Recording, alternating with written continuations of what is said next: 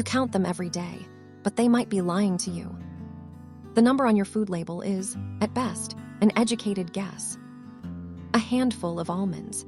The label says 170 calories. Your body actually absorbs around 129. The label is off by 25%. And almonds are just the beginning of the lie. To answer that, we travel to a small lab in Connecticut in 1896. Wilbur Olin Atwater, the chemist who built the modern calorie. Atwater built a sealed metal chamber called a bomb calorimeter. He burned food inside it. He measured the heat released in water around it. That heat became a number. That number became a calorie. 4 for protein, 4 for carbs, 9 for fat per gram. These are the Atwater factors. They are printed on every package you own. But your body is not a furnace. A bomb calorimeter reduces food to ash. Your gut does not. Some calories pass through you, some feed bacteria, some you never touch. In 2012, USDA researcher David Baer measured almonds in real humans. David Baer, USDA Beltsville Human Nutrition Research Center. He found whole almonds delivered 25% fewer calories than the label claimed. The fat was locked inside rigid plant cell walls. Walnuts, 21% fewer. Pistachios, 5% fewer, all off. Now consider cooking. 2 identical sweet potatoes, 1 raw, 1 roasted.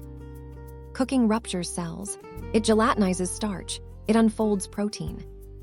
The cooked potato delivers far more usable energy than the raw one. But the label does not know if you cooked it. Harvard biologist Richard Wrangham spent decades on this question. Richard Wrangham, primatologist, Harvard University, 2009. He fed mice raw and cooked sweet potatoes, same calories on paper. Mice eating cooked food gained significantly more weight. Same food, same Atwater number, different bodies. Then there is the bacteria question. Roughly 38 trillion microbes live inside your gut. They harvest calories you cannot. They feed on what you cannot digest. Studies at Washington University found obese mice extracted more calories per meal. Their microbes were simply better at squeezing energy out of fiber. That phrase has been championed by nutrition scientist Marion Nestle. Marion Nestle, New York University, Public Health Nutrition. She argues the source of a calorie changes everything downstream. 100 calories of almonds and 100 calories of soda are not equal. The almond costs you energy to digest. The soda barely costs a thing. Protein burns roughly 25% of its own calories during digestion. Fat burns about 3%, same label, different real cost.